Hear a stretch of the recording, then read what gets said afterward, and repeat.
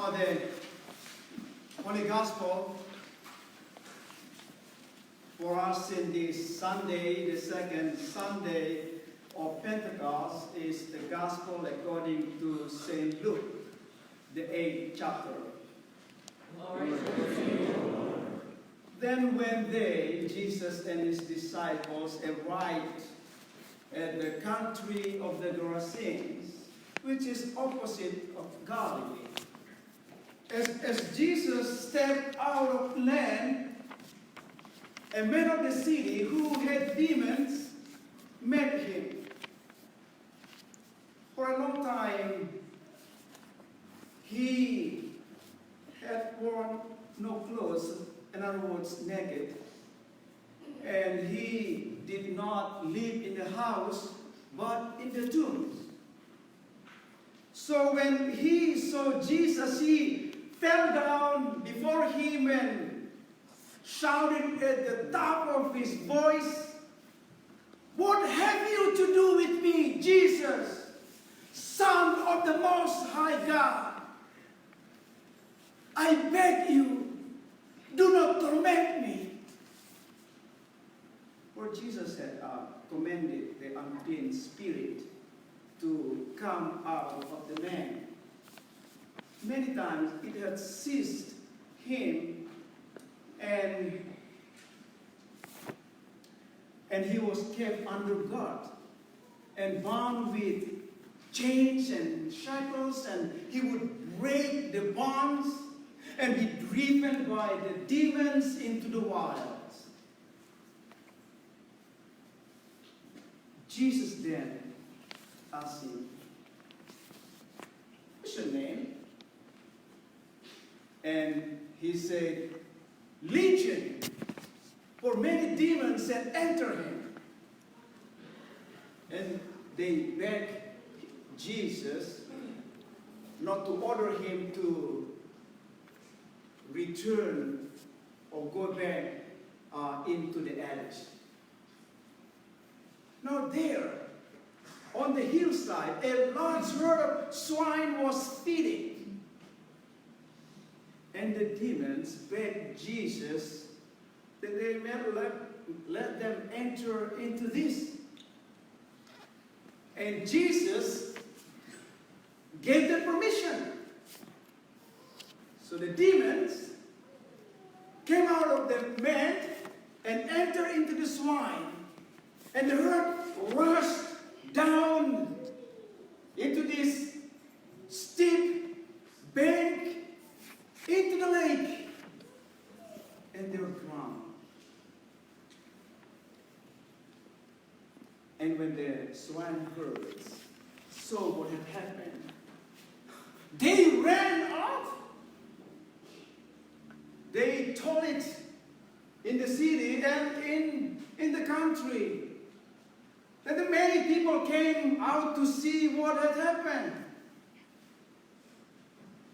And when they came to Jesus, and they found the man from whom the demon had gone was sitting at the feet of Jesus, clothed and in his right mind, they were afraid.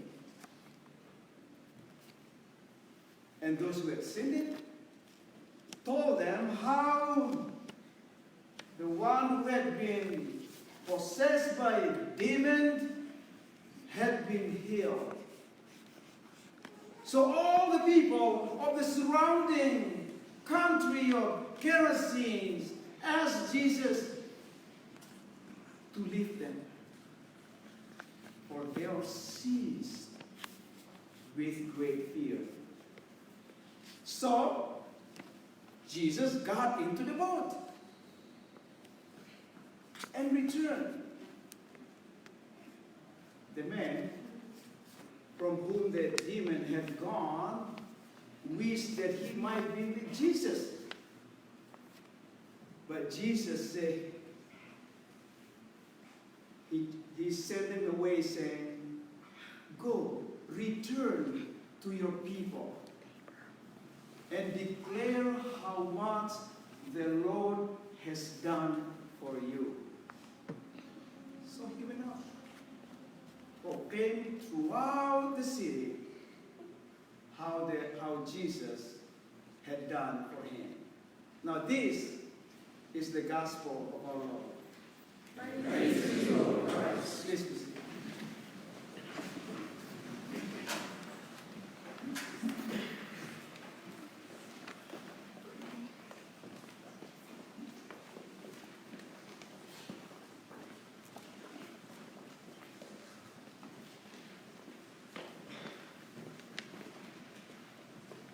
Let me pray. And Lord, may the words of my mouth and the meditations of our hearts be pleasing in your sight, O Lord, our strength and our Redeemer. Amen. Grace and peace to you, my brothers and sisters in Christ. I wish to reflect our gospel story today about the healing of the man who was possessed by demons in the light of our vacation Bible school themes this week, while they're still fresh in my mind and in the minds of others who participated in our vacation Bible school this week. Children and youth and adults, helpers alike. And the main theme of the VBS this year is roar, just like the roaring of the lion, portraying the wildness of life with all the dangers surrounding us day and night, just like the lives of the animals in the wild savanna of Africa, striving for survival. But at the end, we learn that God is good. God is good all the time, and all the time, God is good. And for 5 days of VBS, each day we had our sub-theme. I'm going to do a little bit test to participants this past week. What's the first day theme? When life is unfair. The second day? When life is scary. When life is scary, God is good. The third day? When life changes. When life changes, God is good. The fourth day? When life is sad, God is good. And the last day and the best day? When life is good, God is good. When life is good, God is good. Somebody paid attention to our videos. That's wonderful. When I think about the man who was possessed by the demons in our gospel story today, experienced all those life experiences, especially the first four. How his life was unfair, scary, changes, and sad. He had them all. First of all, talking about unfairness in life, his name is not even mentioned in that story. He is only identified as a man from the city who had demons. That's how he described him. In other words, that he was nobody, or nobody cared, marginalized by his own people and community that he loved so dearly. His predicament, because of his predicament, he was kept under God, bound with chains and shackles, isolated him from his family and community, and held him captive. And to make matters worse, the demons freed him from the human captivity in order to further isolate him. While most people at the time lived their normal life, having clothes to wear, a house to live, foods to eat, and all that sustained them, while this man was naked and lived in the tombs among the dead. It is scary for living in the tomb with among the dead, tormented by the demons day and night. He was possessed not only by one or two demons, but legion, that's what our gospel describes today, using the Romans occupying army unit term that consists 6,000 soldiers that tortured and tormented him day and night. Even though the gospel doesn't mention about his family, but I bet you his parents must have endured great pains and sufferings just to think and watch their son suffering day and night and had no power to do anything to help. And this sense guilt to bear. And his illness indeed really changes in his life and his family. It changed the way people look at him or treated him and his family. The whole experience was filled with sadness until Jesus showed up. When Jesus showed up, things change. Everything goes upside down. And that's the beginning of the good news. In spite of all the unfairness, scary, and changes and sadness in life, this man had to go through. But the gospel story tells us today that he was indeed not forgotten. God showed his love and mercy. Jesus crossed the Gentile or the unclean territory, the enemy territory, if you will, in order to free this man from the human and demons' captivity. In Jesus, his life does matter. In fact, in Jesus, everyone's life matters, no matter who you are or whatever life circumstance you have in life. We live in a world that easily defines people by their circumstances. For children, for instance, can easily identify them as autistic or ADHD or ADD or learning disability and so forth. And likewise, in the life of adults, people are easily defined according to their social or economic status, the country of origin. You know, in less than 1 week, 2 people came to me and asked me, "What nationality are you?" And I said, "Man, I am American. I'm an American. I love America just as you love America. And I know American history and the Constitution. They tested me for that. I contribute to this community, to this country, and I pay my taxes. I'm as American as everybody else." In Jesus, all those identities that burden people are washed in the water of our baptism. That we are called children of God.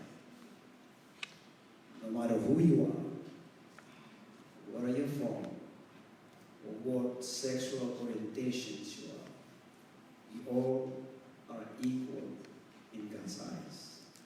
We are children of God. Jesus restored the life of this man, just as Jesus offers to restore your life. The gospel described that he wore clothes now and sat at the feet of Jesus, just like the disciples, and in his right mind. The problem now seems not in this man any longer, but in the community itself. The community seems to have a hard time accepting him into the community once again.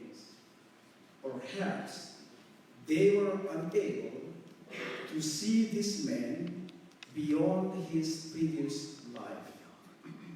Just like those who had recovered from their addictions or their former convicts are having a hard time to be blended or accepted in the community because of the suspicions or fear.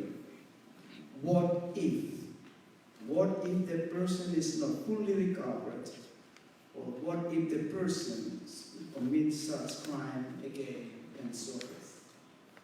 And this is a question for us as a church to ponder. When we say all are welcome in this place, do we really mean what we say?